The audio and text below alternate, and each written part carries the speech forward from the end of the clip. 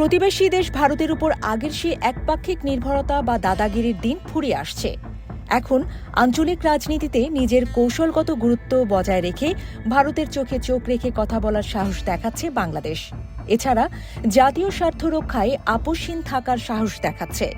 বাংলাদেশের উদীয়মান রাজনীতিবিদ শরীফ ওসমান হাদির হত্যাকাণ্ডে সন্দেহভাজনকে আশ্রয় দেয়া নিয়ে ভারতের দিকে আঙ্গুল উঠতেই তাদের হাইকমিশনারকে তলব করেছে বাংলাদেশ। অবশ্য ঢাকায় ভারতের হাইকমিশনারকে তলবের কয়েক ঘণ্টার মধ্যে মঙ্গলবার নয়াদিল্লিতে বাংলাদেশের হাইকমিশনার এম রিয়াজ হামিদুল্লাহকে পাল্টা তলব করে ভারতের পররাষ্ট্র মন্ত্রণালয়। দিল্লি বাংলাদেশের হাইকমিশনারকে তলব করে কি বার্তা দিয়েছে? ভারতীয় কিছু গণমাধ্যমের প্রতিবেদনে সেই তথ্য উঠে এসেছে। সংবাদ মাধ্যম হিন্দুস্তান টাইমস জানিয়েছে, নয়াদিল্লিতে বাংলাদেশ হাইকমিশনের বাইরে অনাকাঙ্ক্ষিত ঘটনা বা শিলিগুড়িতে একটি ভিসা সেন্টার ভাঙচুরের প্রতিবাদ জানাতে মঙ্গলবার সকালে ভারতীয় হাইকমিশনার প্রণয় ভার্মাকে ঢাকার পররাষ্ট্র মন্ত্রণালয়ে তলব করা হয়েছিল।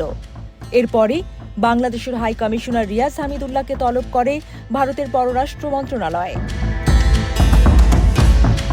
নাম প্রকাশ না করার শর্তে বিষয়টি সম্পর্কে অবগত ব্যক্তিরা ভারতীয় গণমাধ্যমকে জানান।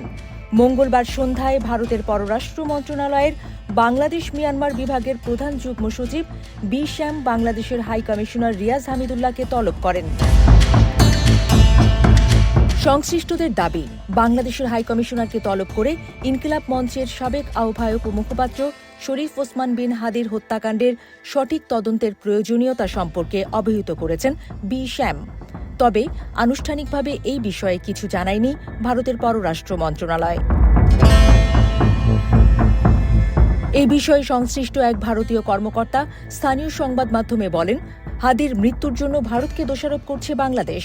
তবে বাংলাদেশের উচিত মূল অপরাধীদের শনাক্ত করার জন্য আরও গভীরভাবে তদন্ত করা, তাহলেই পুরো বিষয়টি পরিষ্কার হয়ে উঠবে।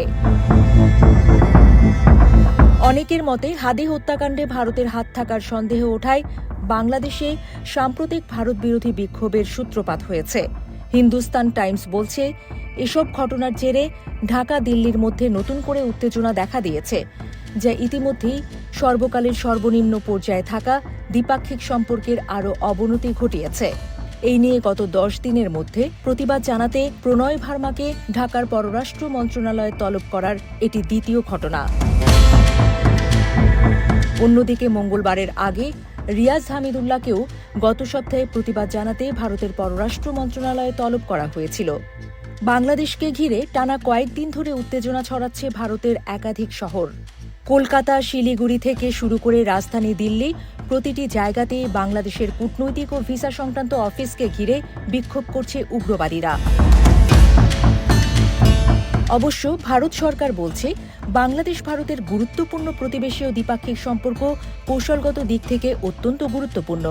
তবে সাম্প্রতিক রাজনৈতিক অস্থিরতা, সংখ্যালঘু নিরাপত্তা নিয়ে প্রশ্ন এবং জনমনে ক্ষোভ সব মিলিয়ে ঢাকা দিল্লির সম্পর্কের উপর চাপ বাড়ছে।